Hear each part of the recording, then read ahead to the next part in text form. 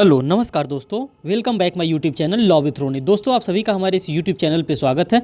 दोस्तों आप सभी को पता है एडमिट कार्ड आ चुका है यूपी पीसीएस जे का एग्जामिनेशन के लिए। दोस्तों अब उसी को ध्यान में रखते हुए मैं जो प्रीवियस ईयर पेपर कंडक्ट कराया गया है लोक सेवा आयोग के द्वारा, उसी पेपर को मैं आप लोगों के सामने डिस्कस करने जा रहा हूँ। दोस्तों ये मैंने जनरल नॉलेज का पेपर लिया है जो कि 2003 का ये पेपर है। दोस्तों इसी तरह 2018 तक के जितने भी पेपर हुए हैं लॉ के प्लस जीएस के, उन सभी पेपर को मैं एक एक करके आपके सामने सॉल्व कराऊंगा। आपको इससे ये आइडिया लग जाएगा कि हम कहाँ से कितने नंबर आप क्वेश्चन पूछे जाते हैं और मीन्स कि क्या हम इस समय पढ़ें, कितने एमसीक्यू हम सॉल्व करें जिससे कि हमारा प्रिलिमिनरी एग्जामिनेशन आसानी से क्वालिफाई हो सके। जी हाँ दोस्तों, इसी को ध्यान में रखते हुए मैंने सबसे पहले 2003 का प्रीवियस ईयर पेपर लिया है और ये जितने भी क्वेश्चन हम यहाँ पे डिस्कस करने वाले हैं सबके साथ मैं एक्सप्लेनेशन के साथ आपके साथ डिस्कस करने वाला हूँ।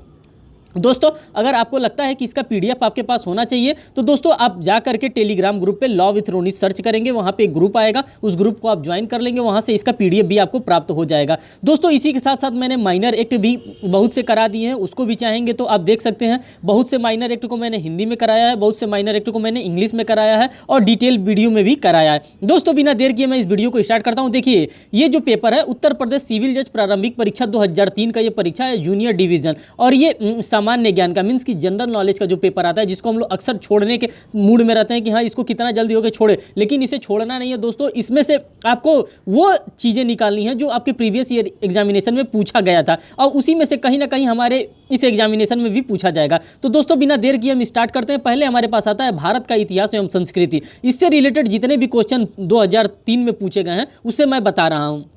देखिए इसके साथ एक्सप्लेनेशन भी दिया है। राजधानी दिल्ली को आगरा स्थानांतरित किया गया था। अब किसके द्वारा किया गया था? सिकंदर लोदी के द्वारा किया गया था। अब देखिए इसके एक्सप्लेनेशन में देखिए, सुल्तान सिकंदर लोदी ने इटावा, बयाना, कोयला कोल, ग्वालियर और धौलपुर के सूबेदार पर नियंत्रण बनाए रखने के उद्देश्य से उस स्थान पर जहां आज आगरा नगर है एक सैनिक छावनी स्थापित की जो आगे चलकर आगरा नगर के रूप में प्रसिद्ध हुआ था। तो आपको ये पता चल गया कि हाँ ये इस प्रकार से क्वेश्चन पूछा जा रहा था जो कि हमारे जीएस पॉइंट ऑफ व्यूज के लिए इंपॉर्टेंट है। क्वेश्चन नंबर सेकंड देखिए, भारत में प्रथम पुर्तगाली गवर्नर कौन था? भारत का प्रथम पुर्तगाली जो गवर्नर था वो अल्मीडा था। जो पुर्तगाली गवर्नर होता उस समय था वो अल्मीडा बना था। अब ये कब बना था इसके एक्सप्लेनेशन को देखिए। 1505 ईस्वी मीन्स कि 1505 ईस्वी में अल्मीडा प्रथम पुर्तगाली गवर्नर था।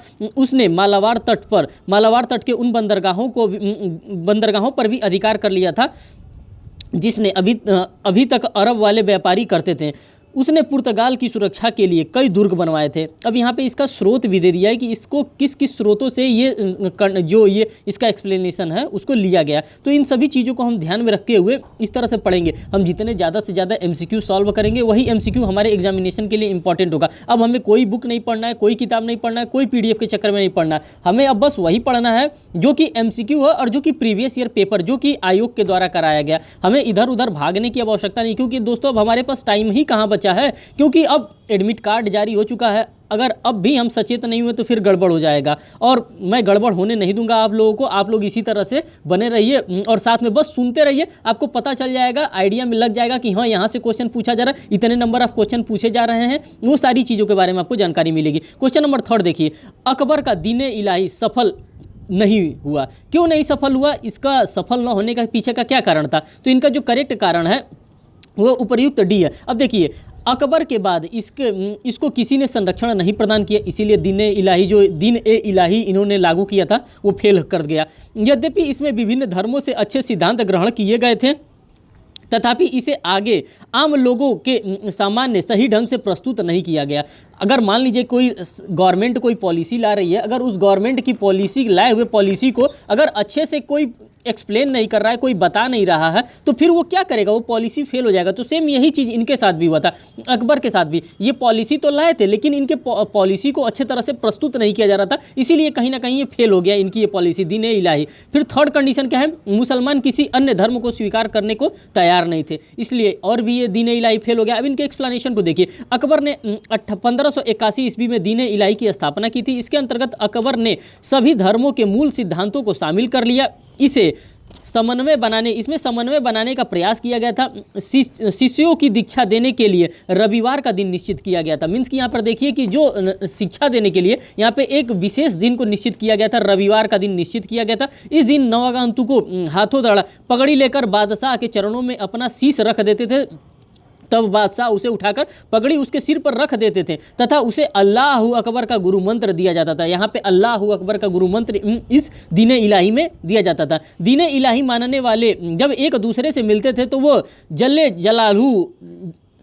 जलाल हु कहकर एक दूसरे का अभिवादन करते थे। जैसे हम लोग हिंदू हैं तो हिंदू रीति रिवाज से अपने जिससे मिलेंगे तो उसका संबोधन करेंगे, मुस्लिम है तो मुस्लिम हिसाब से हम अपना संबोधन करेंगे। तो जो जिस धर्म का था, जो जिस जाति का था, उस तरह से अपना संबोधन किया जाता था। तो इसमें जल्ले जलाहू कहकर यहाँ पे संबोधन किया जाता था। तो इस प्रकार से क्वेश्चन आपको देखने को मिल रहा है। क्वेश्चन नंबर 5 देखिए, प्रसिद्ध चीनी यात्री था फाहियान किस शताब्दी में भारत आया था? तो ये 4वीं शताब्दी में फाहियान जो था भारत आया था। चीनी यात्री फाहियान गुप्त सम्राट चंद्रगुप्त विक्रमादित्य के शासनकाल में 399 से लेकर के 414 ईस्वी तक भारत आया था। उसके साथ चार भिक्षु भी आए थे। अब वो आपके लिए इंपॉर्टेंट नहीं है, बस ये इंपॉर्टेंट है कि ये 4वीं शताब्दी में कौन आया था? फाहियान जो 4वीं शताब्दी में भारत आया था। देखिए क्वेश्चन नंबर 5 को हम देखते हैं। भारत में किस मुसलमान शासक ने जजिया कर का प्रचलन किया? अब किसके द्वारा जजिया कर का प्रचलन किया गया था? मोहम्मद बिन कासिम जी के द्वारा ये जजिया कर का प्रस्ताव लाया गया था। उन्होंने ही जजिया कर लगाया था। मोहम्मद बिन कासिम ने 1711 से 1712 ईस्वी में खलीफा की आज्ञा लेकर, खलीफा जो वहाँ पे था उसकी आज्ञा लेकर उसने पश्चिम भारत के राज्यों पर आक्रमण किया, जिससे सबसे पहले उसने देवल पर आक्रमण कर सिंध के राजा दाहिर को परास्त कर दिया। दाहिर युद्ध में मारा गया। इसके बाद उसने ब्राह्मणवाद, एलोरा, मुल्तान आदि को भी जीत लिया। मीन्स इन सभी को कौन जीतता गया? मोहम्मद बिन कासिम जीतता गया। उसने सिंधु राजा के लोगों को जजिया कर लगा दिया और गैर मुसलमानों से वसूला जाता था। जो गैर मुसलमान होते, जैसे हिंदू होते थे और जो भी गैर मुसलमान होते थे, उनसे ये जजिया कर वसूला जाता था। तो इस प्रकार से दोस्तों आप देख सकते हैं कि किस प्रकार से ये क्वेश्चन बने, किस प्रकार से ये क्वेश्चन पूछे जा रहे हैं। आप यहाँ पर फिर भी देख सकते हैं कि हाँ, ये मैंने कहाँ से लिया। ये एक शिल्पी का बुक आता था, शिल्पी व्याख्यात्मक प्रश्न हल प्रश्न पत्र है। इसी बुक को मैंने लिया और यहीं से आपको सारी चीज़ें मैं बता रहा हूं। ये जो आयोग में पूछा गया वही क्वेश्चन है, कोई फर्जी क्वेश्चन यहाँ पे मैंने नहीं लिया। अब बात करते हैं क्वेश्चन नंबर 6 की बात कर रहे हैं। क्वेश्चन नंबर 6 में देखिए, एलोरा में गुफाएं और शैलकृत्य मंदिर है। अभी कहाँ पे मंदिर है? हिंदुओं का, बौद्ध और जैनों के लिए एलोरा की गुफाओं में मंदिर स्थित है। अब देखिए इसके एक्सप्लेनेशन को देखिए। महाराष्ट्र प्रांत के औरंगाबाद में स्थित एलोरा वास्तुकला के सुप्रसिद्ध केंद्र के रूप में विकसित हो गया, जहां बौद्ध शैली के वास्तु का पूर्ण उत्कर्षण हुआ।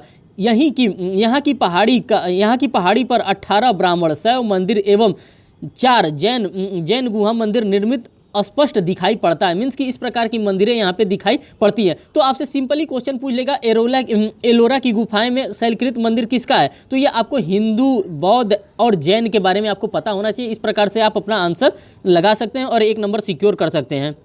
दोस्तों जीएस के लिए 1 नंबर दिया जाएगा और इसका जो माइनस मार्किंग होगा 1/3 होगा। जो इसका माइनस मार्किंग होगा वो 1/3 होगा। और लॉ में हमें 2 नंबर का एक क्वेश्चन होगा हमारा, वहाँ 150 क्वेश्चन आएगा 300 नंबर का। वहाँ पे जो इसका माइनस मार्किंग होगा, तो जाहिर सी बात है यहाँ पे 1 नंबर का माइनस मार्किंग 1/2 होगा, तो वहाँ पे इसका डबल हो जाएगा माइनस मार्किंग। ठीक, आप वहाँ पे भी ध्यान दे करके करिएगा। तो ये सारी चीज़ें मन कि आप ये चीज़ें पढ़े रहेंगे, कहीं ना कहीं आपको ये प्रीवियस ईयर का चीज़ आपको एग्जामिनेशन में देखने को मिलेगा। लाहौर षड्यंत्र के मुकदमे के परिणाम स्वरूप निम्न में से किसको फांसी हुई थी? अब किसको फांसी हुई थी? तो इसका करेक्ट आंसर जो है डी है। तो इसमें फांसी किसको हुआ था? First, second, third. मीन्स कि भगत सिंह को फांसी हुआ था, सुखदेव को फांसी हुआ था और राजगुरु को फांसी हुआ था। कब? लाहौर षड्यंत्र के मुकदमे में इन तीनों लोगों को फांसी हुआ था। 1930 के अंत में लाहौर षड्यंत्र केस का फैसला सुनाया गया। भगत सिंह, राजगुरु, सुखदेव को फांसी तथा बाकी को काला पानी की सजा दे दी गई थी। बाकी और लोग थे, उनको काला पानी की सजा दे दी गई थी। अब हमारे समाज से काला पानी का सजा हट गया। जब आईपीसी पढ़ेंगे तो उसमें देखने को मिलेगा। आनंद मठ उपन्यास लिखा गया था, किसके द्वारा लिखा गया था? तो बंकिम चंद्र चट्टोपाध्याय जी के द्वारा ये आनंद मठ उपन्यास लिखा गया था। 1770 में भीषण अकाल पड़ने के बावजूद अंग्रेज सरकार ने टैक्स में कोई रियायत नहीं की, बल्कि तीर्थ यात्रा पर जाने वाले सन्यासियों का भी कर क्या कर दिया? कर लगा दिया, उनके ऊपर भी कर लगा दिया। इससे क्रुद्ध होकर सन्यासियों ने विद्रोह कर दिया। वारेन हेस्टिंग ने लंबे समय तक अभियान के बाद इस विद्रोह को दबाया।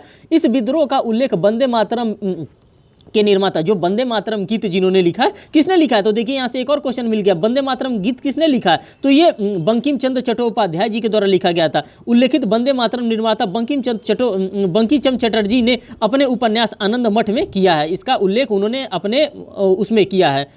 अब नेक्स्ट क्वेश्चन देखिए, दलित वर्ग संघ स्थापित किया गया था। तो दोस्तों आप यहाँ से देख सकते हैं कि हिस्ट्री में भी कहाँ से क्वेश्चन पूछा जा रहा है। कभी राइटर से क्वेश्चन पूछ दिया जा रहा है, कभी मोस्टली हिस्ट्री से क्वेश्चन पूछ दिया जा रहा है, अकबर से क्वेश्चन पूछा जा रहा है, बलबन से क्वेश्चन पूछा जा रहा है। तो आप यहाँ पे बस मिलाते रहिए कि क्वेश्चन कहाँ से पूछे जा रहा है। दलित वर्ग संघ स्थापित किया गया था, कहाँ, किसके द्वारा किया गया था? डॉक्टर BR अम्बेडकर जी के द्वारा किया गया था। अब देखिए यहाँ पे आपको एक और क्वेश्चन देखने को मिलेगा। दलित वर्ग संघ की स्थापना डॉक्टर भीमराव अम्बेडकर ने किया था। 1932 ईस्वी में गांधी ने अम्बेडकर के बीच हुए पूना पैक्ट के बाद अम्बेडकर ने दलित वर्ग की स्थापना की थी। अम्बेडकर जी ने दलित वर्ग की स्थापना की थी। अब गांधी जी ने अखिल भारतीय हरिजन संघ की स्थापना की थी। इस प्रकार से भी क्वेश्चन पूछा जा सकता है कि हरिजन संघ की स्थापना किसके द्वारा किया गया था? तो ये गांधी जी के द्वारा हरिजन संघ की स्थापना की गई थी। अब नेक्स्ट यहाँ पे क्वेश्चन देखिए, क्वेश्चन नंबर 10 की हम बात करते हैं। सूची 1 को सूची 2 के साथ सुमेलित कीजिए तथा सूचियों के नीचे दिए गए क्वेश्चन को मिलाइए। अब यहाँ से आप इसके एक्सप्लेनेशन को देख लेंगे तो ये आपको आसानी से यहाँ पे हो जाएगा। दोस्तों हमें टाइम नहीं बर्बाद करना है, बिल्कुल टाइम नहीं बर्बाद करना है। देखिए, सरदार वल्लभ भाई पटेल कहाँ के थे? करमचंद के थे। महात्मा गांधी पोरबंदर के थे। गौतम बुद्ध कहाँ के थे? कपिलवस्तु के थे। गुरु नानक जी कहाँ थे? ननकाना के ये थे। अब हम यहाँ पे नेक्स्ट बात करते हैं, सांची का स्तूप बनवाया गया था। किसके द्वारा सांची का स्तूप बनवाया गया था? तो अशोक के द्वारा। दोस्तों आपको पता होना चाहिए जितने भी सांची के स्तूप लगभग बनवाए गए वो अशोक के द्वारा ही निर्माण करवाए गए। तो यहाँ पे इसका करेक्ट आंसर भी अशोक होगा। अब यहाँ पे क्वेश्चन के लेवल को आप देखिए कि किस प्रकार से यूपी PCSJ में क्वेश्चन पूछा जा रहा है। यहाँ पे आपको हर एक चीज एनालिसिस करना है। देखिए, बौद्ध परंपरा अशोक के 84,000 स्तूपों के निर्माण का श्रेय देती है। प्रारंभिक स्तूपों में सांची का स्तूप समूह प्रसिद्ध है। सांची की पहाड़ी मध्य प्रदेश के रायसेन जिले में 25 किलोमीटर दूर विदिशा के समीप स्थित है। आपको यहाँ से एक भी चीज और मिल गया कि सभी पहाड़ियाँ कहाँ स्थित है, सभी जो सांचियाँ बनाई गई कहाँ है? तो ये मध्य प्रदेश में विदिशा के समीप स्थित है। यहीं तक आपके लिए इंपॉर्टेंट था। नेक्स्ट क्वेश्चन देखिए, निम्नलिखित में से कौन से व्यक्ति स्वराज पार्टी के गठन से संबंधित थे? तो स्वराज पार्टी के गठन से आप जान रहे हैं यही दो लोग संबंधित थे। कौन? CR दास और मोतीलाल नेहरू जी, इन्होंने ही स्वराज पार्टी का गठन किया था। अब इसके एक्सप्लेनेशन को देखिए। महात्मा गांधी जी की नीतियों से असंतुष्ट होकर के, महात्मा गांधी जी के नीतियों से असंतुष्ट कौन हुआ था? इस प्रकार से भी क्वेश्चन पूछा जा सकता है। महात्मा गांधी के नीतियों से असंतुष्ट होकर के किसने स्वराज पार्टी की स्थापना की थी? तो यहाँ पे CR दास और मोतीलाल नेहरू हो जाएंगे। देखिए, महात्मा गांधी की नीतियों से असंतुष्ट होकर श्री CR दास और पंडित मोतीलाल नेहरू ने एक स्वराज दल नामक दल की स्थापना की। इनकी योजना यह थी कि विधान परिषद के कार्यों में रुकावट डाली जाए। ये किस लिए इन्होंने इस स्वराज दल का स्थापना किया था? कि जो विधान परिषद का जो कार्य है उसमें रुकावट डालने के लिए, मीन्स कि रुकावट डालने के लिए बनाया गया था ये स्वराज पार्टी इन दोनों लोगों के द्वारा। 1923 में चुनाव में स्वराज पार्टी को मध्य प्रांत एवं बंगाल में पूर्व बहुमत मिल गया और उन्होंने अपने विरोध में मंत्रियों के कार्य में बाधा डालने का कार्य नहीं करने दिया। इस प्रकार से कार्य उन्होंने नहीं करने दिया। अब क्वेश्चन नंबर 13 को हम देखते हैं। भारतीय इतिहास में बाजार नियंत्रण नीति के लिए निम्न में से कौन सा प्रसिद्ध है? अब बाजार को नियंत्रण करने के लिए कौन प्रसिद्ध है? अलाउद्दीन खिलजी जो था वो बाजार को अच्छे तरह से नियंत्रण कर सकता था। इसके एक्सप्लेनेशन को देखिए। अलाउद्दीन खिलजी ने बाजार नियंत्रण नीति लागू की थी। इसके लिए उसने दीवाने रियासत, सहाने मंडी, वरीद मुनहियान तथा गुप्तचर नामक अधिकारी की नियुक्ति की थी। इस प्रकार से उसने बाजार को नियंत्रण करने की, मीन्स कि बाजार को अपने कंट्रोल में लेने के लिए इस प्रकार से उसने कार्य किया था। किसके द्वारा किया गया था? तो अलाउद्दीन खिलजी के द्वारा बाजार को नियंत्रण करने के लिए इस प्रकार का कार्य किया गया था। प्लासी का युद्ध लड़ा गया था। ये क्वेश्चन तो आप सभी लोग को पता होगा। अंग्रेज व बंगाल के नवाबों के मध्य प्लासी का युद्ध लड़ा गया था। इसके एक्सप्लेनेशन को देखिए। प्लासी का युद्ध 23 जून 1757 ईस्वी में अंग्रेजों के सेनापति रॉबर्ट क्लाइव एवं बंगाल के नवाब सिराजुद्दौला के बीच हुआ, जिसमें नवाब अपने सेनापति मीर जाफर की धोखाधड़ी के कारण यहाँ पे परास्त हो गया था। जो मीर जाफर की धोखाधड़ी इसने कर दिया था उसी से परास्त हो गया था। अब नेक्स्ट यहाँ पे क्वेश्चन देखिए, क्वेश्चन नंबर 15। दोस्तों हमारा सफर बहुत लंबा है, 150 क्वेश्चन का ये सीरीज है, इसको करेंगे। फिर इसके बाद से हम तुरंत आपको फिर शाम को ये इसका PDF और प्रोवाइड करेंगे। किसका? वो लॉ के क्वेश्चन का रहेगा, वो भी 2003 का ही क्वेश्चन रहेगा।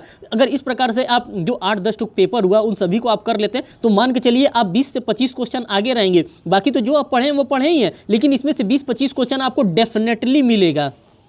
अभी आप क्वेश्चन सॉल्व करते रहिए, देखिए कि किस प्रीवियस ईयर में कहाँ पे कौन क्वेश्चन पूछा गया था। आप हमें कमेंट करके जरूर बताइएगा, 2-4 सेशन मैं कंप्लीट करा लेता हूँ। तो 19वीं सदी का वह समाज सुधारक जिसने जोरदार ढंग से विधवा पुनर्विवाह का समर्थन किया था। अब किसके द्वारा किया गया था? तो ये किया गया था ईश्वरचंद्र विद्यासागर जी के द्वारा। विधवा पुनर्विवाह की जोरदार वकालत पंडित ईश्वरचंद्र विद्यासागर ने की थी। उन्होंने वेदों एवं संस्कृत ग्रंथों के आधार पर विधवा पुनर्विवाह का समर्थन किया। उसके परिणाम स्वरूप 1856 में विधवा पुनर्विवाह एक्ट पारित भी किया गया था। इन्हीं के द्वारा विधवा पुनर्विवाह एक्ट पारित भी करवाया गया था। अब देखिए दोस्तों, यहाँ पे हमारे पास क्वेश्चन नंबर 16 आ जा रहा है। अध्यायवार मींस कि चैप्टर वाइज यहाँ पे दिया है हिस्ट्री से कितने क्वेश्चन आते हैं, तो आप यहाँ पे देख लीजिए 17 क्वेश्चन तक हिस्ट्री में है। निम्नलिखित में से किस राजवंश को भारत में पहली बार सोने का सिक्का जारी करने का श्रेय जाता है? तो ये किसको जाता है? ये कुषाण शासकों को जाता है। कुषाण शासक कड़फिसस प्रथम ने हिंदकुश के दक्षिण में सिक्के चलाए थे। उसने रोमन सिक्कों की नकल करके तांबे के सिक्के चलवाए थे। इसका राज कफसी द्वितीय ने बड़ी संख्या में स्वर्ण मुद्राएं जारी की। उनकी मुद्राएं धातुएं की शुद्धता के गुप्त स्वर्ण मुद्राओं में उत्कृष्ट है। अब देखिए, फलों की घाटी में अवस्थित है। फलों की घाटी अवस्थित है। अभी कहाँ पे अवस्थित है फलों की घाटी? फूलों की घाटी। तो चमोली जिले में ये फूलों की घाटी अवस्थित है। दोस्तों यहाँ पे 17 क्वेश्चन हिस्ट्री से पूछा गया था। अब यहाँ पे आप एक गणित और देखिए, यहाँ पे क्या गणित लगाया गया है कि हमारे पास अब 9 माइनर एक्ट को भी यहाँ पे शामिल कर दिया गया है। जो 9 माइनर एक्ट है, मान के चलिए, मैं मान के चल रहा हूँ कि यहाँ 25 से लेकर के 25 से लेकर के 35 के बीच में आपसे यहाँ पे क्वेश्चन बनने वाले हैं, जो माइनर एक्ट इस बार शामिल किया गया। इससे ज़्यादा दोस्तों उम्मीद अभी ना करिए, क्योंकि पहली बार पेपर होने जा रहा है। 25 से लेकर के 35 के बीच में आपको क्वेश्चन माइनर एक्ट से मिलेंगे। तो दोस्तों ये जो 18 क्वेश्चन 17 क्वेश्चन अभी आप लोगों ने हिस्ट्री का देखा है, अभी भारत के भूगोल से भी 15 क्वेश्चन आप देखेंगे, फिर इकोनॉमिक्स से भी 10-15 क्वेश्चन देखेंगे। तो वो क्वेश्चन को क्या कर देगा? ये क्वेश्चन को कम कर देगा। जैसे अभी हिस्ट्री का क्वेश्चन यहाँ पे आप लोगों ने 17 देखा, तो क्वेश्चन हिस्ट्री का 12 भी हो सकता है, यहाँ पे 13 भी हो सकता है। जो भूगोल का क्वेश्चन आप देख रहे हैं, ज्योग्राफी का जो क्वेश्चन देख रहे हैं, अभी यहाँ पे 15 क्वेश्चन पूछा है, उसमें से ये क्वेश्चन घट करके 9 भी हो सकते हैं और 11 भी हो सकते हैं। तो आप समझ के चलिए कि जो हमारे ऊपर एक्स्ट्रा ये बर्डन पड़ता था भूगोल का, इतिहास का, इकोनॉमिक्स का, तो ये बर्डन अब धीरे धीरे क्या हो जाएगा? कम हो जाएगा। किसके आने से? जो हमारे यहाँ 9 माइनर लॉ ऐड किए गए हैं, उसमें वो भी तो 25 से लेकर के 35 क्वेश्चन के बीच में कहीं ना कहीं एडजस्ट होगा। 30 क्वेश्चन 35 क्वेश्चन जो भी आएगा, तो धीरे धीरे इनकी संख्या क्या होगी? घटती जाएगी। और जो हमारे पास माइनर एक्ट है दोस्तों, हमें उसमें एक नंबर नहीं कटने देना है, क्योंकि वो हमारे लिए इंपॉर्टेंट होता है, क्योंकि हम लॉ के स्टूडेंट हैं और हमारे लिए लॉ पढ़ना बहुत ही आसान होता है। ये चीज़ आप लोगों को भी पता होगा। अब देखिए, भारत के भूगोल से रिलेटेड जितने क्वेश्चन होंगे उन सभी क्वेश्चन को हम यहाँ पे डील करेंगे। दोस्तों ये पुराना पेपर है, 2003 का पेपर, तो आप समझ सकते होंगे कि किस प्रकार से वहाँ पे क्वेश्चन पूछा जाता था। अब थोड़े से क्वेश्चन का मॉडर्न चेंज हुआ है। तो जो 2018 का जब पेपर मैं कराऊंगा आपको लास्ट टाइम, वो भी आप देखिएगा, और 2003 के भी पेपर को आप देखिएगा, आपको समझ में आ जाएगा कि किस प्रकार से चेंजेस किए जा रहे हैं। भारत का सर्वाधिक नगरीकृत राज्य है। अब भारत का सर्वाधिक नगरीकृत राज्य कौन है? महाराष्ट्र राज्य है। भारत में सर्वाधिक नगरीकृत राज्य महाराष्ट्र राज्य है, जहां की नागरिक जनसंख्या, अब जनसंख्या से आपको नहीं मतलब, किंतु सर्वाधिक नगरीय जनसंख्या का प्रतिशत गोवा में है। गोवा की कुल जनसंख्या इतना है, आप देख सकते हैं, गोवा को प्रतिशत 49.8% है, परंतु विकल्प में गोवा नहीं है, अतः महाराष्ट्र का 42.9% नागरिक जनसंख्या सर्वाधिक है। तो ये भूगोल की बात हो गई, भूगोल में इस प्रकार से दिया गया। क्वेश्चन नंबर 19 देखिए, जो 2003 का करंट अफेयर होगा, जो 2004 का करंट अफेयर होगा, दोस्तों हम उसको छोड़ देंगे, बस मैं आपको दिखा दूंगा कि किस प्रकार के कहाँ से करंट अफेयर क्वेश्चन पूछा जा रहा है। उत्तर प्रदेश में निम्नलिखित किस दशक में उच्च जनसंख्या वृद्धि हुई थी? अब किस दशक में उच्च जनसंख्या वृद्धि हुई थी?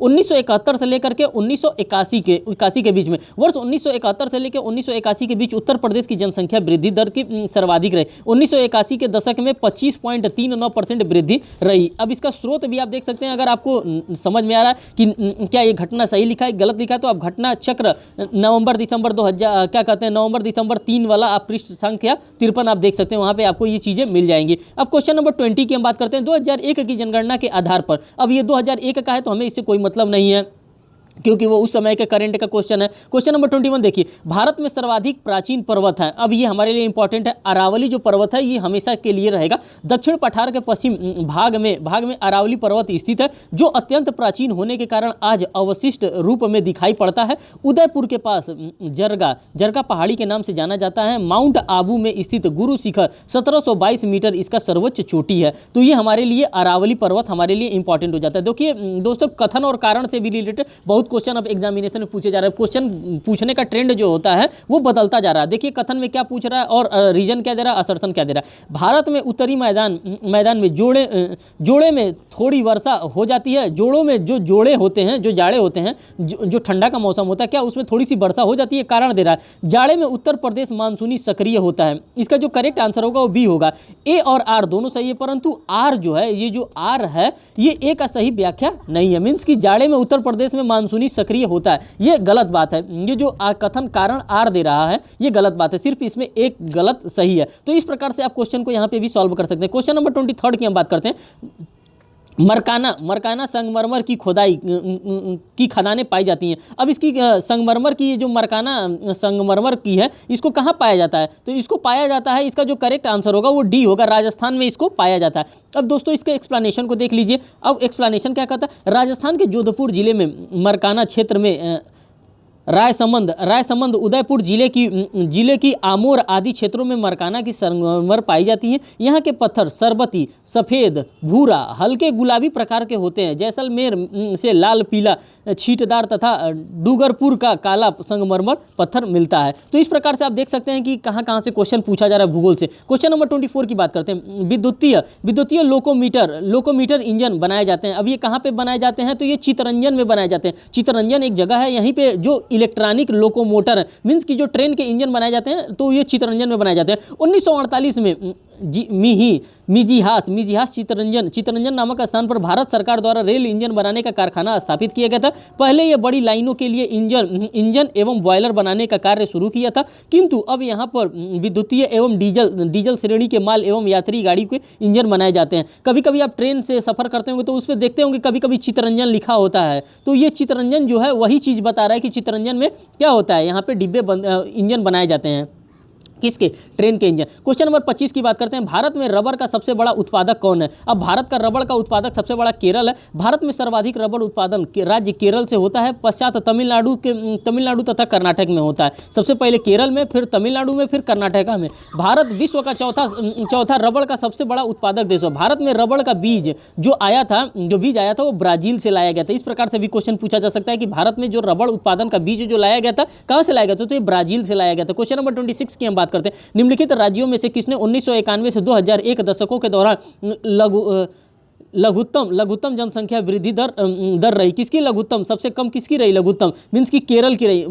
भारत में तमिलनाडु जनसंख्या वृद्धि दर में केरल 9.42%। ये दोस्तों आपको आंकड़ा नहीं याद रखना है, बस आप याद रखिए कि हाँ केरल का उस समय था, कब था, 1991 से 2001 के बीच में था।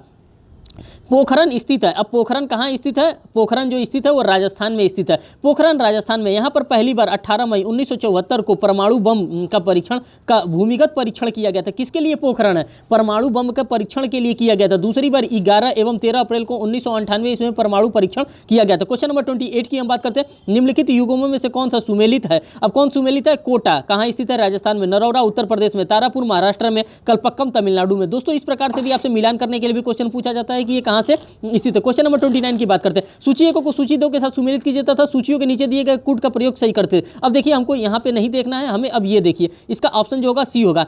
मैग्नीज कहाँ से मिलता है, आंध्र प्रदेश से। एबेस्ट्रान कहाँ से मिलता है, राजस्थान से। निकेल कहाँ मिलता है, मध्य प्रदेश से। जस्ता कहाँ से मिलता है, उड़ीसा से। दोस्तों हमें बिना टाइम बर्बाद किए ताबड़तोड़ इस पर फाइटिंग करना है और हमें अपने परीक्षा के लिए और भी मजबूती से लड़ाई लड़ना है। क्वेश्चन नंबर 30 की हम बात करते हैं। क्वेश्चन नंबर कौन सा आप लोगों ने किया है, हाँ अब क्वेश्चन नंबर दोस्तों हम 30 की बात करते हैं। 30 में देखिए उत्तर दक्षिण को और चलते हुए निम्नलिखित बंदरगाहों में कौन सा समूह सही क्रम है। अब इसमें कौन सा क्रम समूह है, तो डी आपका जो करेक्ट आंसर है। प्रादीपीय, विशाखापट्टनम, चेन्नई तथा तूतीकोरन यही इसका जो है क्रम सही है। अब देखिए इसका एक्सप्लेनेशन को देखिए, उत्तर से दक्षिण के क्रम में बंदरगाह स्थापित है पारदीपीय में, विशाखापत्तनम में, चेन्नई में और तूतीकोरन में। अब देखिए क्वेश्चन नंबर 31 की हम बात करते हैं। इसरो सैटेलाइट केंद्र स्थित है, इसरो का सैटेलाइट केंद्र कहाँ पर स्थित है? तो ये बेंगलोर में इसरो का जो सैटेलाइट केंद्र है वो स्थित है। दोस्तों इस प्रकार से पता चलता है कि हाँ, जो जियोग्राफी है, जियोग्राफी में किस किस से रिलेटेड क्वेश्चन पूछता है। हम पढ़ रहे हैं, जियोग्राफी पढ़े जा रहे हैं, हम भारत का जियोग्राफी छोड़ करके हम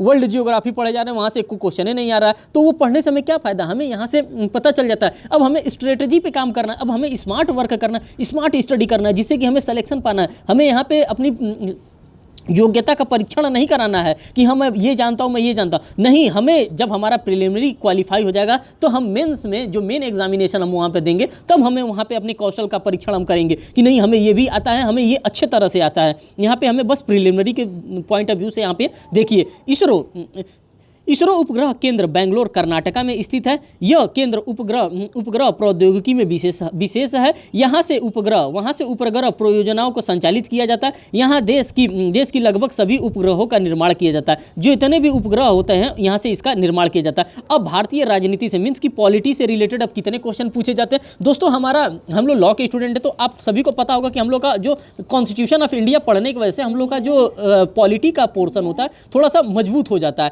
तो हमें पॉलिटी में भी जब हमारे पास जीएस का पेपर आएगा तो उसमें हमें पॉलिटी बिल्कुल नहीं छोड़ना है। हमें 2 चैप्टर तो छोड़ना ही नहीं, दो फील्ड तो छोड़ना ही नहीं है। पहला हमें अपना माइनर लॉ नहीं छोड़ना है, जो माइनर एक्ट, जो 9 माइनर एक्ट किया गया उसको नहीं छोड़ना है। दूसरा हमें पॉलिटी नहीं छोड़ना है, क्योंकि पॉलिटी से रिलेटेड हम लोग ज़्यादातर तो क्वेश्चन हम लोग कॉन्स्टिट्यूशन ऑफ इंडिया में अपने पढ़ लेते हैं, जो कि हमारा मेन सब्जेक्ट है। तो इन दोनों में से मान के चलिए 15 क्वेश्चन अगर इसमें से आ जा रहा है और 25 से 30 क्वेश्चन इसमें से आ जा रहा है, तो हमारे पास 45 और 50 क्वेश्चन के बंच बन जा रहे हैं। अगर 50 क्वेश्चन हम लोग सही कर देते हैं तो बाकी थोड़ा सा आप हिस्ट्री पढ़े रहेंगे, थोड़ा सा इकोनॉमिक्स पढ़े रहेंगे, थोड़ा सा जियोग्राफी पढ़े रहेंगे। और दोस्तों करंट की बात करते हैं, करंट में क्या होता है, करंट भी आप कहीं ना कहीं 15-20 क्वेश्चन करंट का भी आपको मिलेगा। 20 क्वेश्चन से तो कम आपको करंट मिलने वाला नहीं है। तो वो 20 क्वेश्चन का जो करंट होगा उसमें से मैं मान के चल रहा हूँ कि 15 क्वेश्चन तो आप आसानी से डेफिनेटली कर लेंगे बिना गलती के। तो मान के चलिए आपका 60-65 क्वेश्चन यहाँ पर हो गया। बाकी जो आपको रिस्क लेना है वो पॉलिटी में, जियोग्राफी में लेना है, हिस्ट्री में लेना है और इकोनॉमिक्स में लेना है। अगर इसमें से आप अगर इन तीनों में से मिला करके अगर 20 क्वेश्चन भी सिर्फ कर दे रहे हैं तो मान के चलिए आप 90 वगैरह क्वेश्चन कर देते हैं तो मान के चलिए आप फाइट में। अगर सही 90 आप क्वेश्चन कर देते हैं और बाकी जो जीएस का लॉ का पेपर आएगा, अभी लॉ वाले में मैं लॉ का डिस्कस करूंगा कि उसमें आप कितने नंबर आप क्वेश्चन सही कर देंगे तो आप अपना आसानी से इसको क्रैक कर सकते हैं। दोस्तों अब देखिए भारतीय राजनीति की हम बात करते हैं। भारत के उपराष्ट्रपति अध्यक्ष भी होता है। अब जो भारत का राष्ट्रपति होता है वो किस चीज़ का अध्यक्ष होता है, राज्यसभा का। अब राज्यसभा का अध्यक्ष किस प्रकार से होता है, जैसे ही राष्ट्रपति का निर्वाचन होता है उपराष्ट्रपति का, तो क्या होता है, ex officio chairman of the council of state, means कि वो राज्यसभा का सभापति होता है, वो पदेन सभापति होता है। क्वेश्चन नंबर बी देखिए, हमारे संविधान में यह प्रावधान किया गया कि भारत का एक उपराष्ट्रपति होगा। दोस्तों आपको यहाँ पे एक चीज और पता करना होगा कि जो भारत के उपराष्ट्रपति को जो सैलरी दिया जाता है वो उपराष्ट्रपति होने के नाते उनको नहीं ये सैलरी प्रोवाइड किया जाता है। ये उनको सैलरी किस लिए प्रोवाइड कराई जाती है, जो उनको सैलरी प्रोवाइड किया जाता है वो ex officio chairman of the Rajya Sabha के मेंबर होने के मीन्स की राज्यसभा के सभापति के रूप में उनको ये सैलरी प्रोवाइड कराया जाता है। उनको वाइस प्रेसिडेंट का कोई भी सैलरी नहीं प्रोवाइड कराया जाता। हमारे संविधान में यह प्रावधान है कि भारत का एक उपराष्ट्रपति होगा, वो राज्यसभा का पदेन सभापति होगा और लाभ का कोई भी अन्य पद धारण नहीं करेगा। परंतु उपराष्ट्रपति जब किसी कारण राष्ट्रपति के रूप में कार्य करता है तब उनके कृत्यों का निर्वहन करता है, वह राज्यसभा के सभापति के रूप में कार्य नहीं करेगा। अगर प्रेसिडेंट नहीं है तब वाइस प्रेसिडेंट क्या करेंगे, एज अ प्रेसिडेंट काम करेंगे। अगर वाइस प्रेसिडेंट भी नहीं है, प्रेसिडेंट भी नहीं है, तो कौन काम करेगा प्रेसिडेंट के जगह पे, तो हमारे देश के जो चीफ जस्टिस ऑफ इंडिया हैं वो एज अ प्रेसिडेंट काम करेंगे। ठीक, इस प्रकार से ये सारी बातें यहाँ पे बताई गई हैं। फिर आगे देखिए, तब वो राज्यसभा के सभापति के रूप में कार्य नहीं करेगा और वो उस अवधि के दौरान वो सभापति को संदेह वेतन या भत्ते का हकदार भी नहीं होगा। उनको मैंने पहले ही आपको बता दिया उनको वेतन किस लिए मिलता है, उनको वेतन इसलिए मिलता है क्योंकि वो ex officio chairman of the Rajya Sabha है। ठीक, अब बात करते हैं क्वेश्चन नंबर 33 की। प्रथम स्पीकर जिसके विरुद्ध लोकसभा में अविश्वास प्रस्ताव लाया गया, तो ये किसके लाया गया था, जीवी मावलंकर जी के लिए लाया गया था। लोकसभा में प्रथम अध्यक्ष जीवी मावलंकर थे। इसके विरुद्ध 18 दिसंबर 1954 को अविश्वास प्रस्ताव पहली बार लाया गया था, किंतु यह पास नहीं हो सका।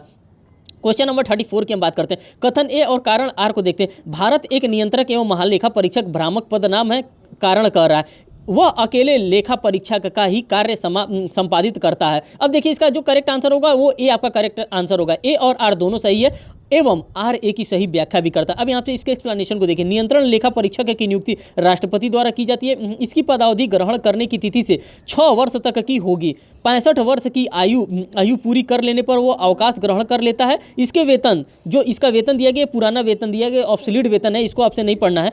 यह सार्वजनिक धन के संरक्षक हेतु सेवानिवृत्ति के बाद कोई पद धारण नहीं कर सकता। इस प्रकार से आप इसको देख सकते हैं। अब बात करते हैं सामान्य नागरिक संहिता का प्रचलन है कहाँ पे? ये गोवा में। गोवा में किसके द्वारा वो सिविल कोड लगाया गया था? आर्टिकल नंबर 44 में डिफाइन किया गया है। तो ये किसके द्वारा लगाया था? ये पुर्तगालियों के द्वारा लगाया था। संविधान के अनुच्छेद 44 में सभी भारतीयों के लिए एक सामान्य नागरिक संहिता का उल्लेख किया गया है। गोवा पहला राज्य जहां पर जहां पर सिविल संहिता लागू किया गया है। वो भी किसके द्वारा लागू किया? भारत सरकार के द्वारा नहीं लागू किया गया, ये भी पुर्तगालियों के द्वारा लागू किया गया था। जब पुर्तगाल का इसके ऊपर कब्जा था तभी से लागू है। बात करते हैं क्वेश्चन नंबर 36 की दोस्तों। अब देखिए निम्नलिखित में से कौन सा विधेयक राज्यसभा में प्रस्तुत नहीं किया जा सकता? अब कौन ऐसा विधेयक जो राज्यसभा में प्रस्तुत नहीं किया जा सकता है? तो वो वित्त विधेयक होता है, उसे राज्यसभा में पेश नहीं किया जा सकता। संविधान के अनुच्छेद 110 में परिभाषित किया गया है कि प्रत्येक धन विधेयक वित्त विधेयक होता है, किंतु प्रत्येक वित्त विधेयक धन विधेयक नहीं होता है। वित्त विधेयक धन विधेयक को विषय के साथ साथ अन्य विषयों से भी संबंधित रहता है। वित्त विधेयक को राज्यसभा में पुनः स्थापित नहीं किया जा सकता। इस पर संसद में प्रस्तुत करने से पूर्व राष्ट्रपति की अनुमति ली जाती है। ये क्वेश्चन आपसे इंपॉर्टेंट हो जाता है कि जो हम लोग विधेयक पेश करते हैं, कौन सा जो हम लोग वित्त विधेयक पेश करते हैं, वो विधेयक पे किसकी सहमति लेनी जरूरी होती है? तो राष्ट्रपति महोदय की सहमति लेनी आवश्यक होती है। वित्त विधेयक सामान्य विधेयक की भांति ही होती है, इसमें दोनों सदनों में स्वीकृत नहीं होता। वित्त विधेयक में गतिरोध पर दोनों सदनों की संयुक्त बैठक बुलाई जा सकती है। संयुक्त बैठक कहाँ पे डिफाइन किया गया? आर्टिकल नंबर 108 में कॉन्स्टिट्यूशन ऑफ इंडिया के यहाँ पे ज्वाइंट सिटिंग की बात की जा रही है। दोस्तों जब ज्वाइंट सिटिंग बुलाया जाता है तो बुलाया किसके द्वारा जाता है और उसका प्रिजाइडिंग कौन करता है? तो बुलाया दोस्तों प्रेसिडेंट के द्वारा बुलाया जाता है और उसकी अध्यक्षता किसके द्वारा की जाती है? तो लोकसभा स्पीकर के द्वारा ज्वाइंट सिटिंग की अध्यक्षता की जाती है।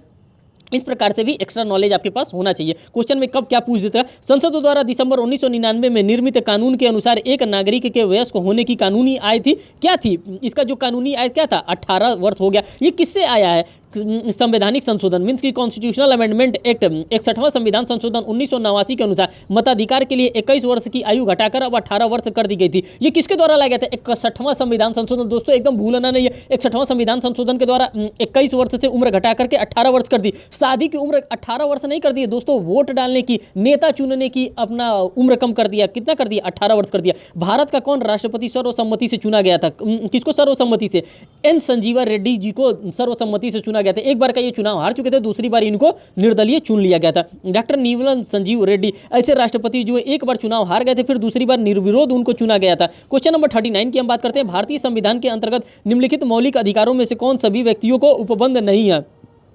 तो इसका डी जो अवसर की समता है, जो अवसर की समानता है, ये सभी लोगों को नहीं डील कर रहा है। अब आप इस क्वेश्चन को देखिए, इस क्वेश्चन में कहाँ फंसाने का बात कर रहा है? भारतीय संविधान के अंतर्गत मौलिक अधिकारों में से कौन से सभी व्यक्तियों के उपलब्ध नहीं है? सभी व्यक्तियों की बात कर रहा है। यहाँ पे सभी व्यक्तियों के बारे में क्या हो जाता है? मीन्स कि विदेशी भी हो जाएंगे, देश के भी लोग आ जाएंगे। तो यहाँ पे सभी व्यक्ति दे करके फंसा दिया। अवसर की समानता, अवसर की जो समानता है, इसके एक्सप्लेनेशन को देखिए। संविधान के अनुच्छेद 16 सब क्लॉज 1 के अनुसार राज्य के अधीन किसी पद पर नियोजन या नियुक्ति संबंधी विषय में सभी नागरिकों के लिए अवसर की समानता होगी, सभी व्यक्तियों के लिए नहीं होगी। दोस्तों यहाँ पे इस प्रकार से आप ध्यान नहीं रखेंगे तो आपका एक नंबर ये लेके चला जाएगा, आपको दे के नहीं जाएगा। इसीलिए प्रीवियस ईयर सॉल्व करना बहुत जरूरी होता है। सभी व्यक्तियों, मैं भी अचानक में देखता तो मैं भी सभी व्यक्तियों को कंसीडर ना करता, मैं दूसरा ही ऑप्शन चूज करता। लेकिन जैसे ही सभी व्यक्ति आ गया है, अब इसके एक्सप्लेनेशन से आप देख लिए, तो ये किसके लिए होता है?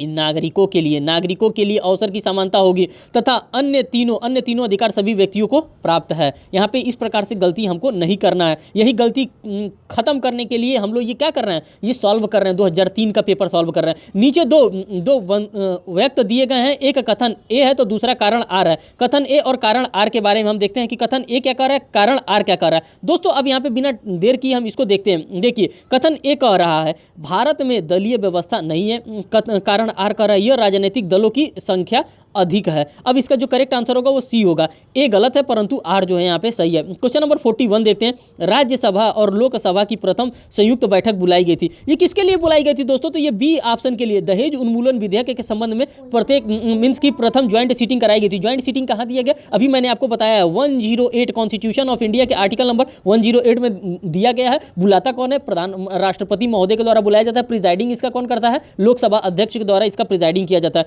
अब देखिए, भारत में सर्वप्रथम लोकसभा तथा राज्यसभा की संयुक्त बैठक पंडित जवाहरलाल नेहरू के प्रधानमंत्रित्व काल में सर्वप्रथम 1961 में दहेज निषेध विधेयक के संबंध में लागू किया गया था। तो दोस्तों आपको यहाँ से भी एक क्वेश्चन मिल जा रहा है। क्या क्वेश्चन मिल जा रहा है? जो हमारा ये बना है जो डायरी प्रोहिबिशन एक्ट, तो ये कब का बना है? तो 1961 का ये कानून बना है। और ये किसके लिए बना था? तो दहेज को निषेध करने के लिए, मीन्स कि दहेज न लेने के लिए न देने के लिए कानून बनाया गया था। क्वेश्चन नंबर 42 की बात करते हैं। आपातकाल में किसी राज्य विधानसभा की अवधि बढ़ा सकता है? अब आपातकाल में किसी की अवधि बढ़ा सकता है, ये कौन बढ़ा सकता है? अब ये जो बढ़ाने का कार्य करेगा वो हमारे राष्ट्रपति महोदय जी के द्वारा किया जाएगा।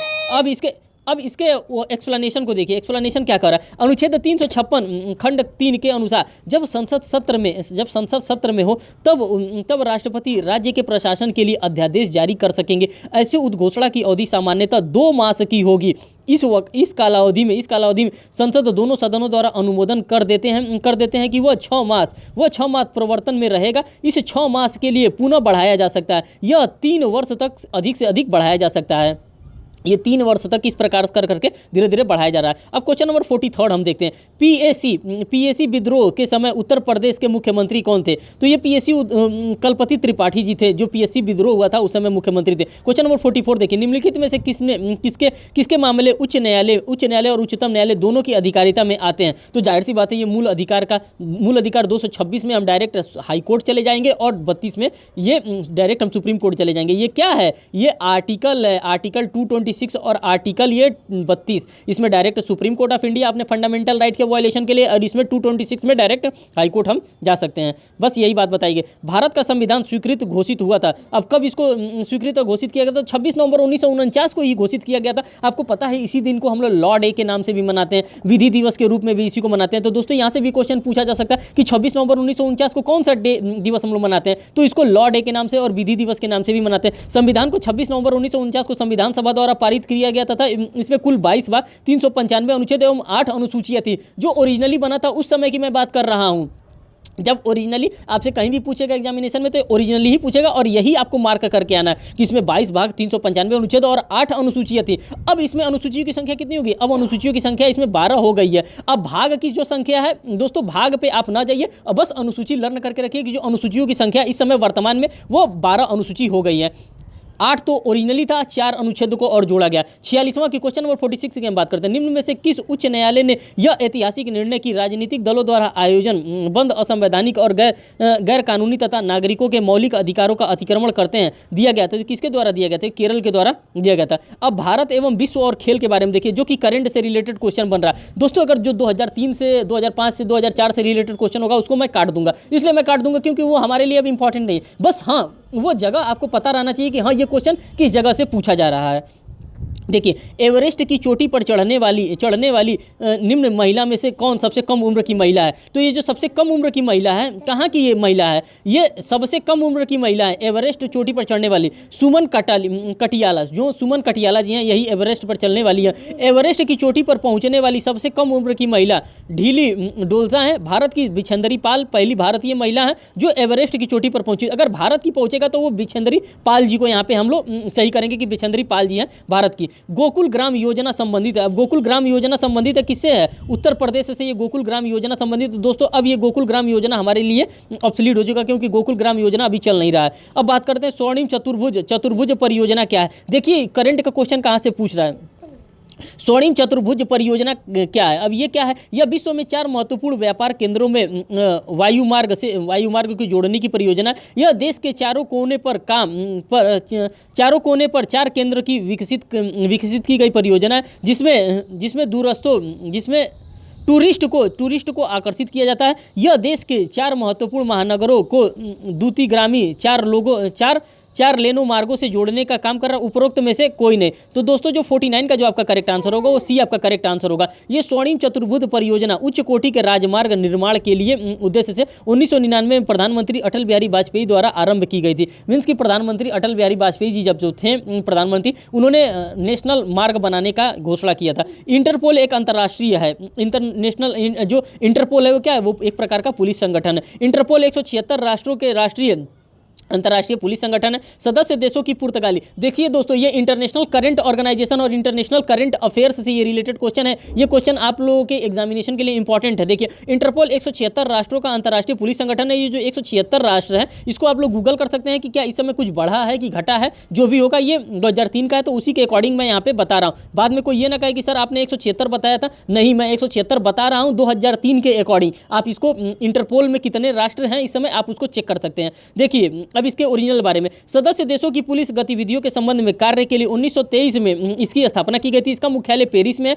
1986 को एक बम विस्फोट के बाद इसे लायंस से स्थानांतरित करते हुए निर्माण लिया गया। अब देखिए, यूनान मुद्रा है। यूनान का मुद्रा क्या है? यूनान का जो मुद्रा है वो चीनी मुद्रा है। चीन की जो ये मुद्रा है यूनान, वो किसकी मुद्रा है? वो चीन की मुद्रा है। अब चीन की मुद्रा में क्या है? चीन की मुद्रा का नाम युआन है। यूनान नहीं, युआन है। देखिए युआन है, वहाँ पे मिसप्रिंट किया है, यूनान नहीं युआन है। तथा यहाँ की भाषा चीनी एवं मादरीन है। यहाँ की जो भाषा है वो चीनी और मादरीन है। क्वेश्चन नंबर 52 की बात करते हैं। सार्क का अस्थाई सचिवालय स्थित है। सार्क का अस्थाई सचिवालय कहाँ पे स्थित है? तो ये काठमांडू नेपाल में स्थित है। देखिए इनके बारे में, सार्क संगठन की स्थापना 7 से 8 दिसंबर 1985 में किया गया था। इसका पूरा नाम दक्षिण एशियाई प्रदेश सहयोग संघ है। इसके सदस्य देश भारत, पाकिस्तान, श्रीलंका, मालदीव, बांग्लादेश, नेपाल, भूटान। इसकी पहली बैठक बांग्लादेश की राजधानी ढाका में आयोजित की गई थी। इसका मुख्यालय काठमांडू नेपाल में। इसका शिखर सम्मेलन 1986 में बेंगलोर भारत तथा तीसरा 1987 में काठमांडू नेपाल में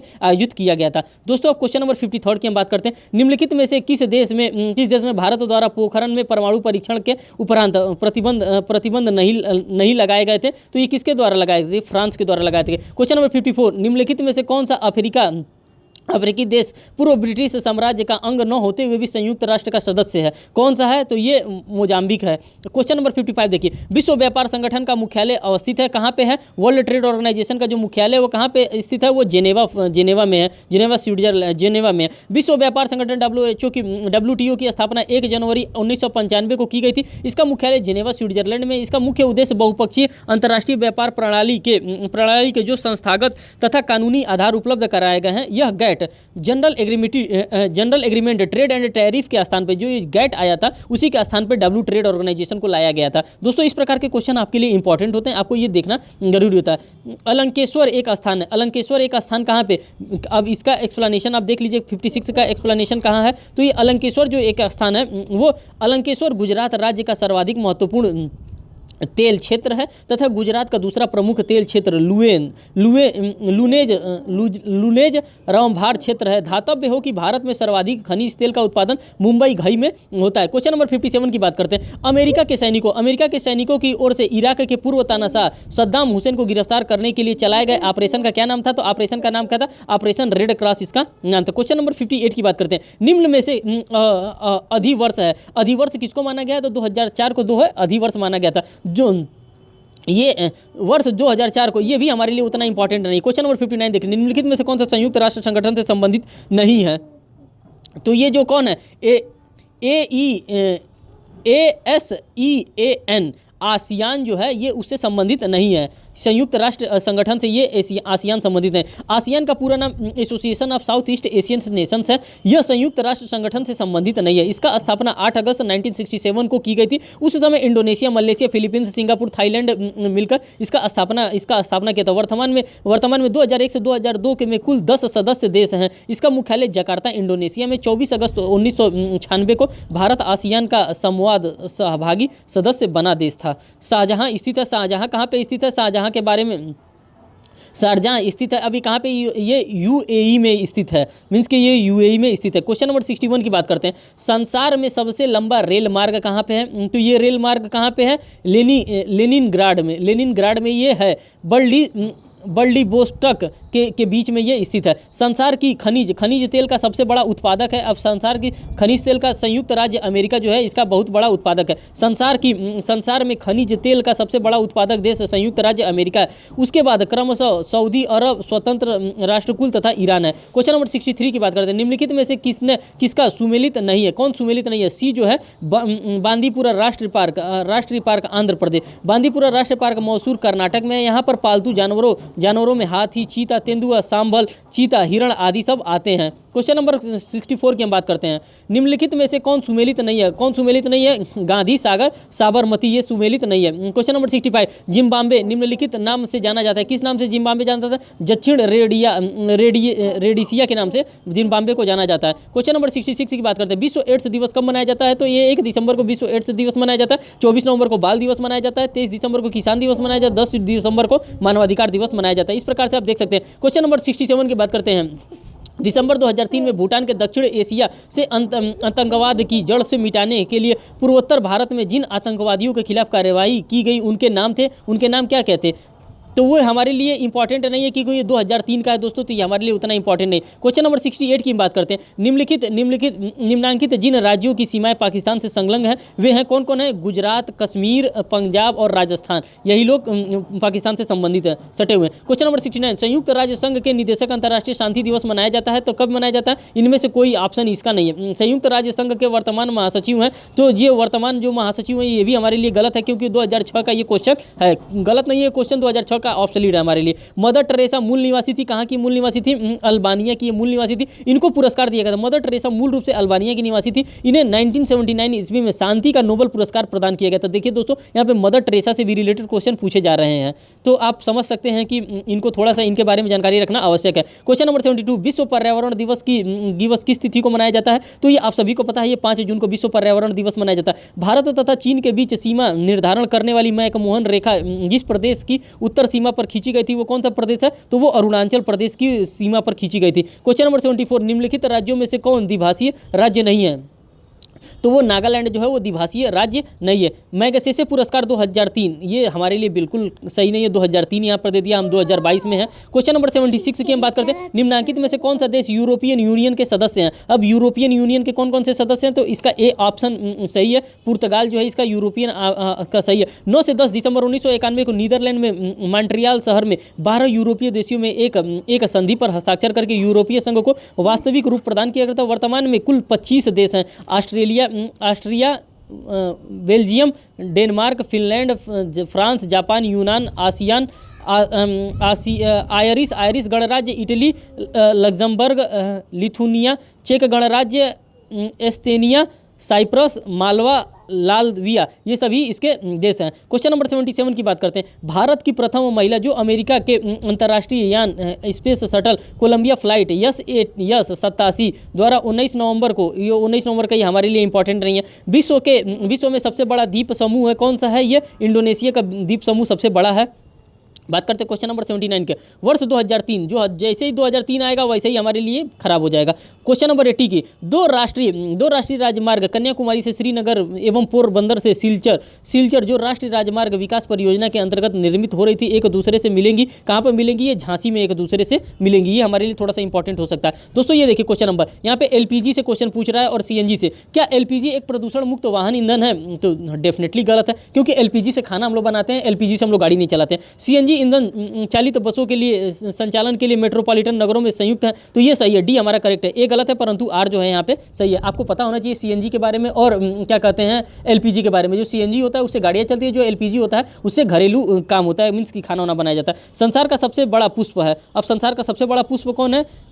रैलफेसिया जो पुष्प है वो संसार का सबसे बड़ा पुष्प है। 83 का देखिए, निम्नलिखित में से किस देश की प्रथम प्रधानमंत्री बनने वाली कौन सी महिला है? तो वो श्रीमाओ भंडार नायके हैं, ये महिला प्रधानमंत्री बनने वाली है। क्वेश्चन नंबर 84 की हम बात करते हैं।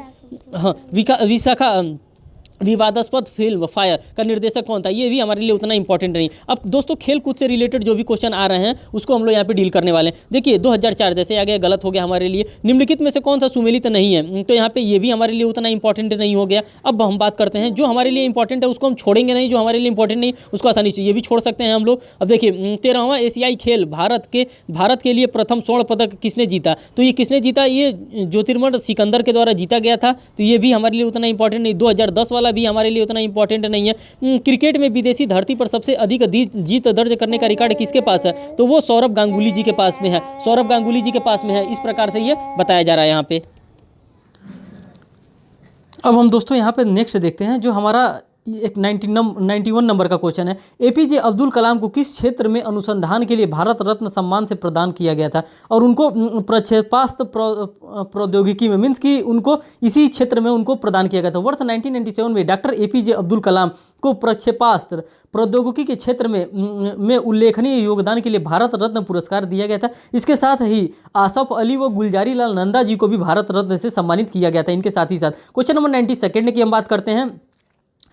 किस व्यक्ति को नोबेल प्राइज, दूसरा भारत रत्न, वो तीसरा मैगसेसे तीनों पुरस्कार से सम्मानित किया गया था। ये किसके किया गया था, ये मदर टेरेसा जी को किया गया था। मदर टेरेसा को नोबेल पुरस्कार, मैगसेसे पुरस्कार तथा भारत रत्न तीनों से पुरस्कृत किया गया था, तीनों प्रदान किया गया था। नोबेल पुरस्कार दिया जाता है किसके द्वारा दिया जाता है और कौन ये संस्था देती है, तो ये सी देता है, रॉयल स्वीडिश अकादमी द्वारा ये दिया जाता है। देखिए ये इसका करेक्ट आंसर इसका सी होगा। अब इसके एक्सप्लेनेशन को देखिए। विश्व के सर्वोच्च एवं सर्वाधिक पुरस्कार राशि वाले नोबेल पुरस्कार को उनके संस्थापक स्वीडिश रसायन शास्त्री तथा उद्योगपति अल्फ्रेड नोबेल की स्मृति में रॉयल स्वीडन अकादमी द्वारा प्रत्येक वर्ष 10 दिसंबर को उनकी पुण्यतिथि पर प्रदान किया जाता है। यह पुरस्कार भौतिकी, रासायनिक, शारीरिक क्रिया विज्ञान एवं चिकित्सा विज्ञान, साहित्य, अर्थशास्त्र एवं विश्व शांति के लिए दिया जाता है। ये नोबेल पुरस्कार यहाँ पे प्रदान किया जाता है। क्वेश्चन नंबर 94 की हम बात करते हैं।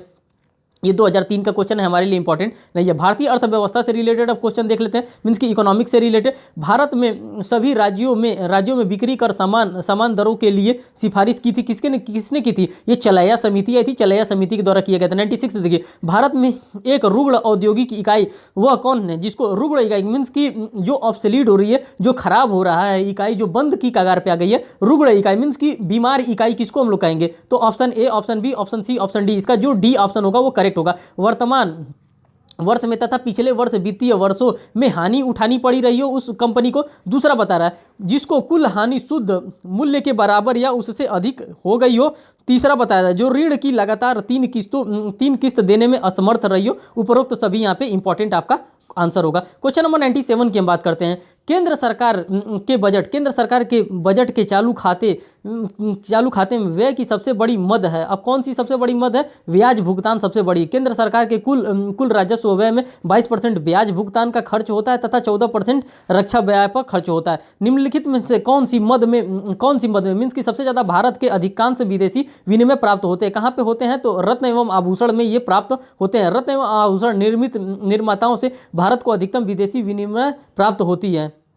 99 नंबर क्वेश्चन देखिए। हाइड्रोकार्बन विजन 2025 से संबंधित है। 2025 से संबंधित था, किससे संबंधित है, तो ये देखिए पेट्रोलियम उत्पाद का संग्रहण से ये संबंधित था। अब ये 2025 का है तो थोड़ा सा हमारे लिए इंपॉर्टेंट हो जाएगा क्योंकि हम लोग 2023 में खुद ही एग्जामिनेशन देने जा रहे हैं। अब नेक्स्ट क्वेश्चन यहाँ पर देखिए, यहाँ पे 100 नंबर। निम्नलिखित में से कौन से संगठन भारत के आयात निर्यात को प्रोत्साहन प्रवाहित करते हैं। अब कौन करते हैं, तो इसका जो करेक्ट होगा वो सी होगा। खनिज एवं धातु व्यापार निगम एवं राज्य व्यापार निगम, आयात निर्यात बैंक, भारतीय खाद्य निगम, चारों भारतीय आयात निर्यात को प्रभावित करते हैं। ये सभी के सभी आयात निर्यात को प्रभावित करते हैं। क्वेश्चन नंबर 101 देखते हैं। यहाँ पे निम्नलिखित में से कौन सा एक भारतीय रिजर्व बैंक का कार्य नहीं है, तो यहाँ पे डी है। पब्लिक से जमा कराने का काम रिजर्व बैंक ऑफ इंडिया का नहीं है। वो क्या करता है, भारत के केंद्रीय बैंक की परिकल्पना सर्वप्रथम वारेन हेस्टिंग ने प्रस्तुत की थी। अब ये कौन किया था, सर्वप्रथम वारेन हेस्टिंग ने प्रस्तुत की थी। भारतीय रिजर्व बैंक की स्थापना हिल्टन यंग आयोग की सिफारिश पर की गई थी। 1 अप्रैल 1935 को रिजर्व बैंक की स्थापना की गई थी। रिजर्व बैंक के प्रथम गवर्नर सर ओस्मान स्मिथ थे। Sir Osborne Smith. Reserve bank का राष्ट्रीयकरण 1 जनवरी 1949 को किया गया था। भारत में हरित क्रांति का जनक किसे कहा जाता है? तो ये आप ध्यान रखिएगा, एस एम स्वामीनाथन जी को, इनको हरित क्रांति का जनक कहा जाता था। ठीक, अब इसका एक्सप्लेनेशन, भारत में हरित क्रांति के जनक एस.एम. स्वामीनाथन को माना जाता है। हरित क्रांति का प्रारंभ तीसरी पंचवर्षीय योजना से माना जाता है। क्वेश्चन नंबर 103 देखिए, भारत का मत्स्य उत्पादन अग्रणीय राज्य है, कौन सा ये राज्य है? ये केरल राज्य है, सबसे ज़्यादा मछली यहीं पर मिलती हैं। निम्नलिखित में से कौन एक सा केंद्र सरकार का गैर योजना का अंग नहीं है? तो ये डी, वैज्ञानिक एवं तकनीकी विकास हेतु आवंटन, ये इंपॉर्टेंट है हमारे लिए। क्वेश्चन नंबर 105, हाल ही में निम्नलिखित में से किसने सर्वाधिक तीव्र वृद्धि हुई है? किसमें सर्वाधिक तीव्र वृद्धि हुई है? कंप्यूटर सॉफ्टवेयरों में सर्वाधिक तीव्र वृद्धि हो रही है। भारत की राष्ट्रीय आय का अनुमान करने वाली संस्था है, कौन है? तो ये केंद्र सांख्यिकी संगठन मीन्स की CSO है, जो CSO है हमारा वही है। देखिए, राष्ट्रीय आय आंकड़ों का संकलन एवं संगठन एवं प्रकाशन करने में 2 मई 1951 को केंद्रीय सांख्यिकी संगठन की स्थापना हुई है। इसका मुख्यालय नई दिल्ली में। यह राष्ट्रीय लेखा सांख्यिकी के नाम से जाना अपना वार्षिक प्रकाशन प्रस्तुत करता है, जिसे श्वेत पत्र भी कहा जाता है। क्वेश्चन नंबर 107 देखिए, भारत के विदेशी विनिमय संचय फॉरेन एक्सचेंज रिजर्व को प्रतिरक्षा कस्टोडियन कौन है? कस्टोडियन इसका कौन है? भारतीय रिजर्व बैंक। जितना भी प्रतिभूति, जितना भी गारंटी होता है, उसको कौन कस्टडी में अपने रखता है? तो RBI रखता है, reserve bank of India. Operation flood क्या है? ऑपरेशन फ्लड किसके लिए आया था? तो दुग्ध को बढ़ावा देने के लिए ऑपरेशन फ्लड लाया गया था। और ये किसके द्वारा लाया गया था? तो ये श्वेत क्रांति के नाम से लाया गया था। इसके जन्मदाता कौन है? वर्गीज कुरियन जी इसके जन्मदाता माने जाते हैं। क्वेश्चन नंबर 190 देखिए, 109 भारत के कैपिटल मार्केट में घोटाले को बार बार होने से रोकने के लिए भारत सरकार ने व्यवस्था संबंधित अधिकार प्रदान किए हैं। SEBI मीन्स की सेबी के द्वारा ये व्यवस्था प्रदान किया गया। Security exchange board of India के द्वारा किया गया। गरीबी हटाओ का नारा एक योजना के रूप में गरीबी हटाने के लक्ष्य में किस योजना काल में बनाई गई थी? तो ये पांचवी पंचवर्षीय योजना में बनाई गई थी। पांचवी पंचवर्षीय योजना की अवधि 1 अप्रैल 1974 से 1997 तक थी तथा किंतु इस समय से पूर्व समाप्त कर दिया गया था। इसका मुख्य उद्देश्य निर्धारित उन्मूलन तथा आत्मनिर्भर था। यह एक छाछठ क्षेत्रीय आयात निर्यात इनपुट आउटपुट मंडल का था, जो कि योजना आयोग की दृष्टि से योजना विभाग द्वारा तैयार किया गया था। अब यहाँ पे नेक्स्ट हम देखते हैं समर्थन मूल्य का क्या अर्थ होता है। समर्थन मूल्य क्या होता है? जिसको MSP कहते हैं, मिनिमम सपोर्ट प्राइस क्या होता है? तो ये देखिए, न्यूनतम विक्रय मूल्य जिस पर सरकार क्रय करने के लिए आश्वासन देती है। सरकार कहती है कि इससे कम मूल्य पे कोई भी आपका सामान खरीदेगा तो आप हमको ला करके बेच सकते हैं, और जितना होगा सरकार आपको यहाँ पे खरीदेगी। एक्सप्लेनेशन को आप देख लीजिएगा। क्वेश्चन नंबर 112 को हम देखते हैं। कथन ए, समुचित नियोजन एवं निवेश के बाद भी हमारी कृषि समृद्धि दर कम है। कथन है कारण है भूमि सुधार वांछित स्तर तक नहीं अपनाए जाने के निम्नलिखित कूट में कौन सा इसका सही आंसर होगा? ये बी होगा। दोनों ए और आर सही है, परंतु आर ए का ठीक स्पष्टीकरण नहीं है। 113 की हम बात करते हैं। देखिए 113 में क्या करा? पिछले 3 वर्षों में भारत में मुद्रास्फीति की दर में गिरावट आई है। कारण आर, इस वर्षों में देश को बड़ी मात्रा में विदेशी पूंजी प्राप्त हुई है। अब इसका बी वाला करेक्ट आंसर, ए और आर दोनों सही है, परंतु आर ए का सही व्याख्या नहीं है। बात करते हैं क्वेश्चन नंबर 114 की, निम्नलिखित में से कौन सी काली मुद्रा की सबसे मान्य परिभाषा है? तो डी है, यह वह आय है जिस पर अपवंचन हुआ है। मीन्स की काली मुद्रा की बात कर रहा है। डायमंड पार्क क्या होता है? डायमंड पार्क यह औद्योगिक केंद्र है जो हीरो सिंथेटिक जवाहरातों तथा आभूषणों के निर्माण और निर्यात को प्रोत्साहन करने के लिए बनाए गए हैं, इसीलिए इसका डायमंड पार्क नाम रखा गया। फिर नेक्स्ट क्वेश्चन हम यहाँ पे दोस्तों देखते हैं। नेक्स्ट क्वेश्चन जो है वो विज्ञान एवं प्रौद्योगिकी से। Question number 116, Bharat nuclear command authority NCA का सर्वोच्च नियामक कौन है? तो यहाँ पे प्रधानमंत्री होता है। क्वेश्चन नंबर 117, ईमेल का जन्मदाता किसे माना जाता है? तो ये लिंकन गोल्डस्टिगर को माना जाता है। ईमेल का मतलब क्या होता है? इलेक्ट्रॉनिक मेल होता है इसका मतलब। और ये क्या होता है कि ये कंप्यूटर पे एक कंप्यूटर से दूसरे कंप्यूटर को भेजा जाता है, उसको देखा जा सकता है, उसको पढ़ा जा सकता है, उसको सेव करके रखा भी जा सकता है। क्वेश्चन नंबर 118 की बात करते हैं। निम्न में से विश्व में फिर यहाँ पे हम क्वेश्चन नंबर 118 देखते हैं। निम्नलिखित में से विश्व में सबसे पहली महिला अंतरिक्ष यात्री कौन थी? तो अब कौन थी? ये तारकेश्वरवा, ये वाला तो आप लोगों ने देख लिया है। अब हम बात करते हैं क्वेश्चन नंबर 120 की हम बात करते हैं। निम्नलिखित में से कौन नाभिकीय शक्ति नहीं है? तो यहाँ पे जो नाभिकीय शक्ति है, जापान जो है नाभिकीय शक्ति नहीं है। नाभिकीय शक्ति संबल देशों में अमेरिका, रूस, फ्रांस, भारत, इंग्लैंड, भारत, चीन, इजराइल आदि देश हैं, जबकि जापान नाभिकीय संपन्न देश नहीं है। मीन्स कि उसके पास न्यूक्लियर एनर्जी नहीं है। न्यूक्लियर एनर्जी मीन्स कि न्यूक्लियर बम उसके पास नहीं है। सोवियत कार्मोडोस में प्रक्षेपित भारत का प्रथम सैटेलाइट था, कौन था? तो यहाँ पे आर्यभट्ट जो प्रथम सैटेलाइट था। 19 अप्रैल 1975 को सोवियत कॉस्मोड्रोम में प्रक्षेपित भारत का प्रथम उपग्रह आर्यभट्ट था, जो विज्ञान संबंधी जानकारी के लिए भेजा गया था। यह सफल रहा। क्वेश्चन नंबर 122 की बात करते हैं। निम्न में से कौन पैतृकता संबंध सिद्ध करने में सहायक है? तो सी, डीएनए फिंगर प्रिंटिंग की बात कर रहे हैं। डीएनए फिंगर प्रिंटिंग पैतृकता सिद्ध करने के लिए सहायक होता है। डीएनए रिकाम्बिनेंट तकनीक जैवत तकनीकी की सबसे महत्वपूर्ण तकनीकी है, जिसके द्वारा किसी इच्छित डीएनए को दूसरे प्राणी में प्रत्यारोपित कर इच्छित पदार्थ का उत्पादन किया जाता है। बात करते हैं क्वेश्चन नंबर 123 की। कंप्यूटर व्यवस्था को विभिन्न देशों से सूचना एकत्रित कर सैटेलाइट द्वारा विश्व में पहुंचाई जाती है। अब ये किसके द्वारा पहुंचाई जाती है? अब इसका आंसर जो होगा वो करेक्ट होगा, वो सी होगा। इंटरनेट द्वारा विश्व भर में कंप्यूटर सूचना केंद्र से प्राप्त सूचना को पहुंचाई जाती है। दोस्तों थोड़ा सा ये ब्लर आ गया है, इसको हम छोड़ देते हैं। जो ब्लर नहीं आया उसको हम देखते हैं। अब नेक्स्ट पीडीएफ में जो आएगा वो इतना ब्लर नहीं आएगा। एंटीबायोटिक नष्ट करते हैं। अब एंटीबायोटिक किस चीज़ को नष्ट करते हैं? बैक्टीरिया को एंटीबायोटिक नष्ट करते हैं। क्वेश्चन नंबर 128, हृदय की दशा को कौन स्पष्ट करता है?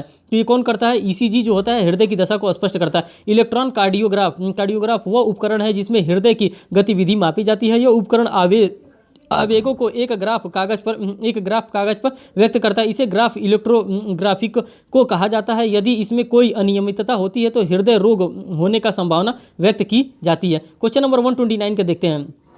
ओपेहन प्रशासित किया जाता है। किसके द्वारा प्रशासित किया जाता है? गुर्दे काम नहीं करते हैं तब ओपहन प्रशासित किया जाता है। जब गुर्दे काम नहीं करते तो ओपहन या डायलिसिस पर व्यक्ति को रखा जाता है। और डायलिसिस में कृत्रिम व्यवस्था है जो कि रक्त से यूरिन आदि अवशिष्ट पदार्थों को पृथक करने का कार्य संपन्न करती है।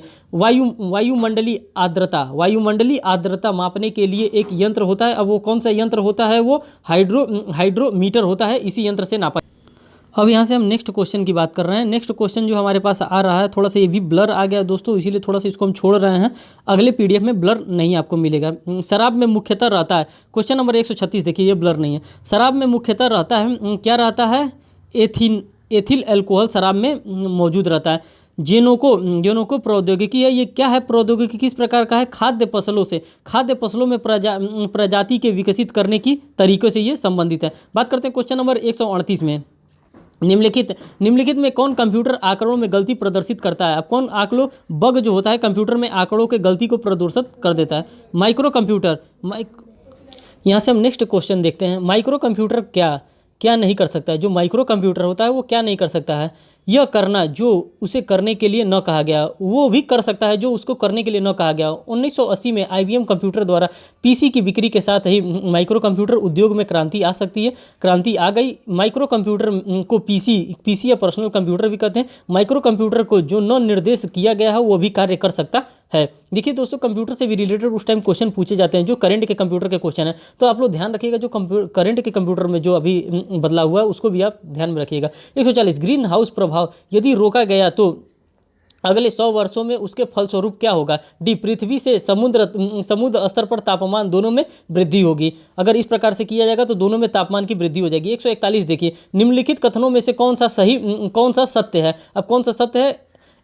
एड्स HIV के कारण होता है। जो एड्स बीमारी होता है वो HIV के कारण होता है। एड्स का पूरा नाम एक्वायर्ड इम्यून डिफिशियंसी सिंड्रोम है, जिसका अर्थ होता है शरीर की रोग प्रतिरोधक क्षमता को नष्ट कर देना। HIV का पूरा नाम ह्यूमन इम्यूनो डिफिशियंसी वायरस है, मीन्स कि ह्यूमन इम्यूनो डिफिशियंसी वायरस है। एड्स का रोग है, जबकि HIV उसका कारण या कारक है। वो कारक या कारक है। बात करते हैं क्वेश्चन नंबर 142 की।